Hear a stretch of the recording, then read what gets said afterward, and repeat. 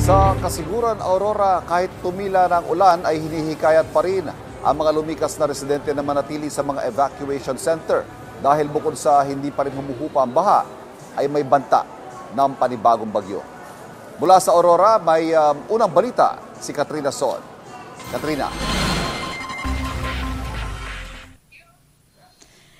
Ivan, panakanakang pag-ulan na lang ang naranasan natin kaninang madaling araw dito nga sa Kasiguran sa Aurora. Tumila na nga yung malakas na ulan at malakas din na ihip ng hangin na naranasan natin dito kahapon.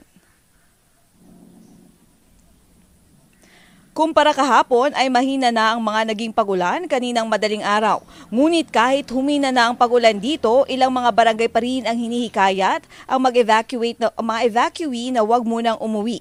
Isa na riyan ang evacuation center sa barangay Marikit dito sa Kasiguran, Aurora. Ayon sa barangay captain nito na si Nesiri Arbuena, hindi pa raw kasi tuluyang bumababa ang baha sa bahay ng ilang mga evacuees. At bukod dito ay may isa na namang bagyo sa labas ng Philippine Area of Responsibility. Kaya naman mas mabuti umano na manatili muna pansamantala ang mga evacuees sa mga evacuation centers. Ang mga lugar naman na binaha kahapon, nagsimula nang bumaba ang tubig tulad na lang sa ilang mga kalsada dito. Gayunpaman, ayon kay Jaymar De Leon, Kasiguran MDRRMO, base raw sa karanasan nila ay kahit wala ng ulan ay tumataas pa rin ang baha.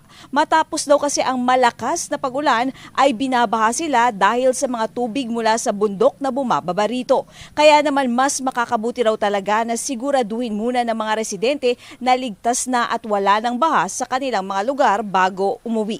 Narito naman ang pahayag ng kapitan ng Barangay Marikit. Ang bilin po sa amin ng aming MDRRMO, kung hindi pa po sila pwedeng bumalik sa kanilang tirahan, mas maganda pong mag-stay muna dito sa aming evacuation center. At sa kasalukuyan po, ang status po ng kanilang tirahan ay hindi pa po nagsusubside yung tubig. So mas minarapat po nila na mag-stay po muna dito para maging safe.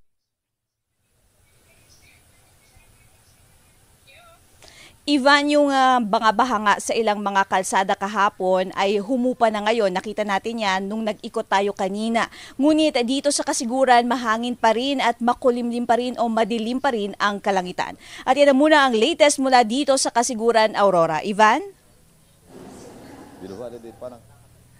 Maraming salamat, Katrina Son.